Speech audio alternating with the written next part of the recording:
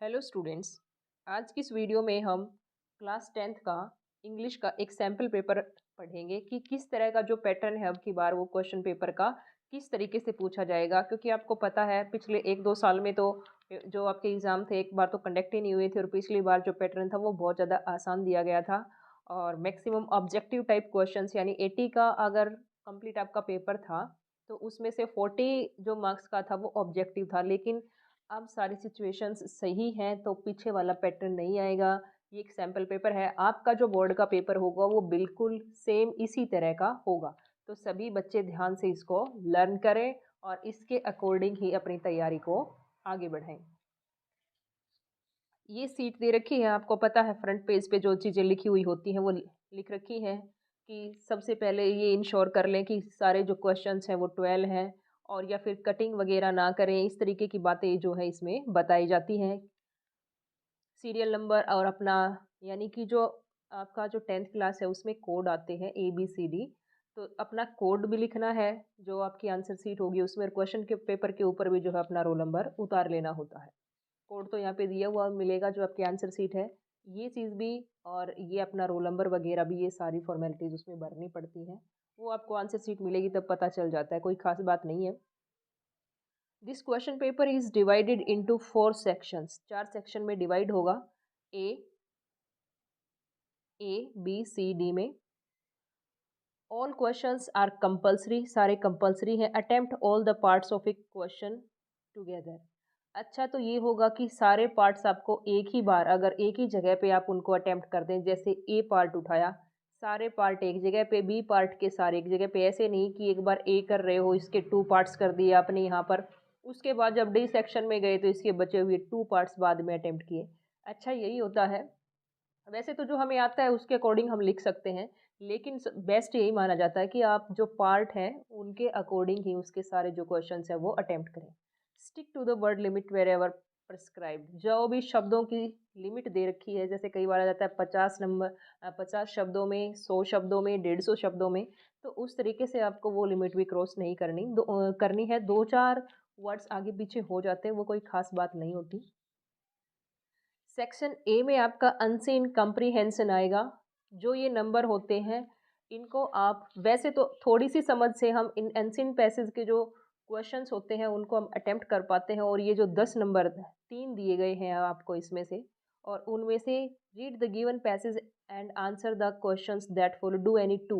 आपको 3 दिए मिलेंगे ये अनसीन पैसेज, और स्टूडेंट्स उसमें से सिर्फ आपको 2 अटेम्प्ट करने हैं, जो 2 आपको आते हैं वो। अगर ऐसे सोचो कि हम तीनों के तीनों अटेम्प्ट कर देते हैं, चेक करने वाले को जो 2 ठीक लगेंगे वो अपने आप चेक कर लेगा। तो इस तरीके से कोई भी काम नहीं होता है। स्टार्टिंग के आप चाहे कितनी अटेम्प्ट कर लो, स्टार्टिंग के 2 चेक किए जाएंगे और वो भी आप बिल्कुल ध्यान से लिखना। फर्स्ट अनसीन पैसेज दिया गया है। अगर आप चाहते हैं, आपको अनसीन पैसेज में प्रॉब्लम आती है और अगर आप चाहते हैं तो अनसीन पैसेज के ऊपर भी वीडियो बनाई जाएगी तब, ताकि आप इजीली उनको पढ़ के कम समय में, क्योंकि पेपर थोड़ा सा लेंदी हो ही जाता है, इतना लिखना होता है, कम समय में ना टाइम गंवाएं और अच्छे आंसर किस तरीके से लिख सकते हो तो उसके ऊपर भी एक वीडियो बनाई जाएगी। 5 क्वेश्चंस पूछे गए हैं और 5 नंबर का है ये। इसी तरीके से तो कोई 2 करने हैं। सेक्शन बी जो है वो है students, section be writing skill का। आपके सिलेबस में दे रखी है एप्लीकेशन, लेटर्स, स्टोरी, रिपोर्ट और नोटिस, एडवर्टीजमेंट, इस तरह की बहुत सारी चीज़ें हैं। और उनमें से ये लगा लो कितने मार्क्स की है ये टोटल राइटिंग। राइटिंग जो आपका है वो 10 मार्क्स का है। You are the principal of Model School Rohtak. You require trained teachers for your school. Draft an advertisement for the same. Advertisement निकालना है आपको। ये आपको आता भी होगा, आप बहुत सारे एडवर्टीजमेंट देखते हो न्यूज़पेपर में कि इतनी सैलरी दे देंगे, एक इस तरीके से वेल क्वालिफाइड एक्सपीरियंस टीचर की हमें ज़रूरत है। तो आप उसमें आप ये ड्राफ्ट कर सकते हो इस तरीके से। Read the given outline and right a story based on the same. आपको इसमें से और इसमें से और दे दिया ना, तो इनमें से कोई एक करना है जो आपको सही लगे वो। एक camel and jackal they go a field of melons.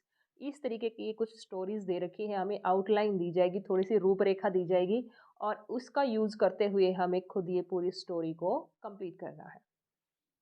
Next है attempt any one of the following. Your school organised an inter house folk song competition for secondary classes. Write a report. ये report आई हुई है in about 40 words stating the number of participants and items they presented to express the rich variety of culture heritage of India. You are Yashika. Yes, आपका ये नाम है। आपको पता है कि जो रिपोर्ट है उसका एक फॉर्मेट होता है, उसी के अंदर आप लिख सकते हो। कुछ कॉमन लाइंस होती हैं, उनका यूज़ करके आप बहुत बढ़िया रिपोर्ट बना सकते हो। अगर रिपोर्ट में भी आपको प्रॉब्लम आती है तो नीचे कमेंट करके बता दें। वो भी रिपोर्ट का सॉल्यूशन भी एक इस तरीके की 5-10 मिनट की वीडियो होगी जो आपको हर टाइप की रिपोर्ट लिखनी सिखा देगी, चाहे ये टॉपिक आए चाहे कोई अलग आए। Write a letter to the editor of a newspaper complaining against poor supply of water in your locality. 9th class में भी पढ़ा होगा आपने कि एडिटर को, न्यूज़पेपर के एडिटर को लेटर किस तरह से लिखा जाता है, किस तरीके से हम सब्जेक्ट बनाएंगे और किस तरीके से जो है वो कंप्लेन की जाएगी। तो ये था लेटर। इनमें से भी हमें कोई एक करना था, चाहे ये रिपोर्ट लिख दो चाहे लेटर लिख दो। ये चीज़ें चेंज हो सकती हैं, ऐसे मत सोचना कि यही तरीका आएगा, वो कुछ और भी दे सकता है यहाँ पर। फॉर एग्जांपल नोटिस दे दे या कुछ और, तो वो आपके जो टॉपिक है उनको प्रिपेयर करके रखना। सेक्शन सी जो है वो ग्रामर का है। Fill in the blanks with the correct form of verbs given in brackets. Verb आपके टेंसेज हैं, नॉन फाइनाइट वर्ब्स भी हैं।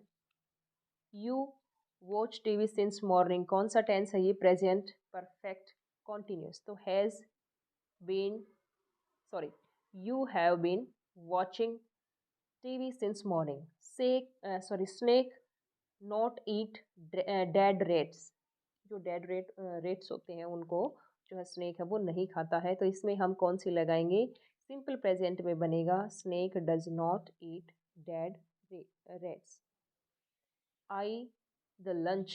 I have finished the lunch. Combine the following sentences using relative clause. Relative clause का हमें use करना है इसमें। Clauses आपके चैप्टर में हैं, आपने पढ़ी होंगी उनको। I know a person, the person who stole your bike. I know the person who stole your bike, इस तरीके से बन जाएगा। Bring me a glass, it is lying on the table. Bring me a glass, it हटा देंगे, विच लग जाएगा, which is lying on the table. Bring me the glass which is lying on the table. ये students ध्यान रहे, इसमें हमें यहाँ पे पढ़ लेनी है। यहाँ पर अटेम्प्ट एनी 12, कोई 12, इसमें से ज़रूरी नहीं हम स्टार्टिंग वाले जो 12 हमें आते हैं उनको अटेम्प्ट करना है। 18 दिए गए हैं। अपना इस तरीके का स्मार्टनेस या फिर टैलेंट मत दिखाना कि कभी 18 के 18 अटेम्प्ट कराओ और ये सोचो चेक करने वाले की सिरदर्दी है। अपने आप देखेगा, कोई 12 ठीक होंगे ना उनके नंबर दे देगा। नहीं, स्टार्टिंग वाले 12 चेक होते हैं, चाहे आप कुछ भी लिख दो। He lives somewhere, I don't know. I don't know the place where he lives. I don't know where he lives, ये भी आ सकता है। यूज इन्फिनेटिव और gerund in the following sentences. Non finite वाले टॉपिक में से है ये। इन्फिनेटिव और जेरेंड का यूज़ हमें इसमें करना है। Let's go for shopping, preposition के बाद हमेशा वर्ब की first form plus ING gerund आता है। He made me realise, he would rather die, इसमें अकेली वर्ब की फर्स्ट फॉर्म आएगी, देन बैग। मॉडल्स भरने हैं इसमें, ब्रेकट में कुछ दे नहीं रखा। इट में rain today, the students should ओबे देयर टीचर्स। मस्ट भी आ सकता है, शुड भी आ सकता है, दोनों आ सकते हैं। The walk fast. लेस्ट का जो कॉम्बिनेशन बनता है वो बनता है शुड के साथ। जहाँ पे भी आपको लेस्ट दिख जाए शुड यूज़ करना होता है हमें। Change the following sentences into indirect speech, ये नरेशन में से आया हुआ है, इनको आप खुद करके देखना। Insert article if required, this box is made of wood, ये इन्होंने पहले इंसर्ट कर रखी है। The rice that we had for dinner was delicious. I always prefer to give useful, to prefer to give, I always prefer to give a useful gift. Second है first flight में से आपका passage दिया हुआ है। Suddenly I came out of the clouds and so to long straight lines of light, the black aeroplane में से लिया गया है ये। What did the narrator see when he came out of the clouds, उसने क्या देखा जब वो क्लाउड के अंदर से बाहर आया। तो 2 long straight lines of lights and the narrator saw when he came out of the clouds. Why did the narrator turn back? इस तरीके की पूछ रखी है. Find a word from the passage which means queer. तो ये एक last में जब आपका अनसीन पैसेज हो चाहे आपकी बुक का पैसेज हो, उसमें से वोकैब में हमेशा कुछ न कुछ पूछा ही जाता है. फिर से दोबारा से ये फिर से पूछ लिया. आई थिंक प्रिंटिंग मिस्टेक होगी. हो सकता है क्विर दोनों में यूज हो रखा हो. ये भी आपको कितने 1 2 डू एनी 2, ये भी स्टूडेंट्स आपको 2 लिखने हैं. 3 दे रखे हैं और ये 1 2 और ये सी का 3. ये किस में से आया हुआ है देखें. ये तो मिसबिल द ओटर में से है. The day pass peacefully at Basra. All I think about when I am with friends is having a good time. I can't bring myself to talk about anything but ordinary everyday things. We don't seem to be able to get any closer and that's the problem. ये है any Frank वाला जो chapter है, from the diary of Anne Frank, वो वाले chapter में से लिया गया है. Confide in each other that's why we started the diary. एक वर्ड आप समझ गए होगे, डायरी आया हुआ है, तो एनी फ्रैंक वाला चैप्टर है. Who is I in these lines. Anne Frank है इसमें आई. ये तो सारे आप इनको लर्न करके पढ़ पढ़ के देखना और क्वेश्चंस को भी फाइंड आउट करने की कोशिश करना. कंप्रीहेंशन पे आपको सिखाया जाएगा कि कंप्रीहेंशन जो है वो किस तरीके से आप उनको, जैसे लाइन तो मिल जाती हैं पर उनका और अच्छा सा उत्तर बना के, आंसर बना के आप किस तरीके से लिखें.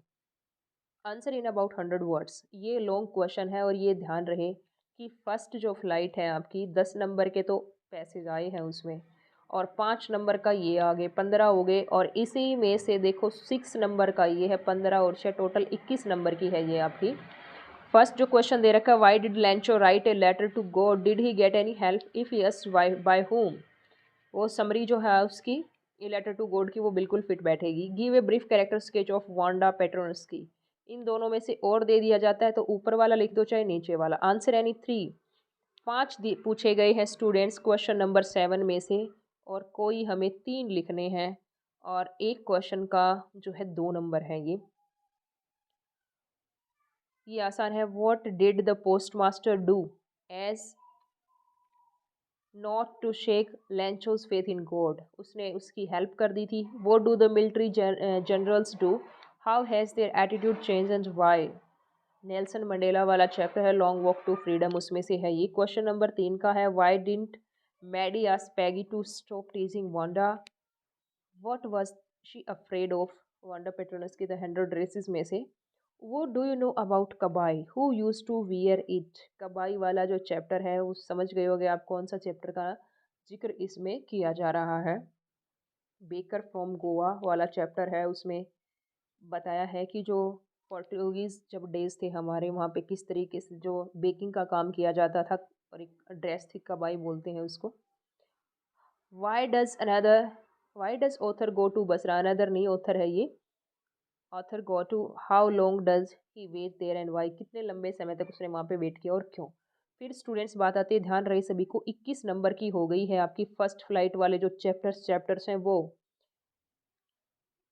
खूब देख लो, ये लगा लो कि इतने अच्छे अच्छे क्वेश्चंस पूछे गए हैं. इतना समय है आपके पास, नंबरों की बौछार हो सकती है आपकी खुद की मेहनत से ही, थोड़ी सी से ही.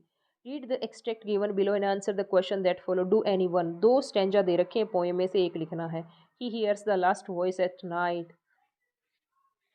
द पेट्रोलिंग कार्स, इस तरीके से. Name the poem and the poet. कौन सी पोएम से लिया गया है और कौन से पोइट से. Tiger, tiger in the zoo poem का नाम है, और उसकी जो पोएट हैं वो आपने याद कर रखी होंगी. Who does he refer to. Who किसके लिए यहाँ, सॉरी ही किसके लिए आया है यहाँ पर, टाइगर के लिए आया है. How do his eyes look, इस तरीके से छाटना है.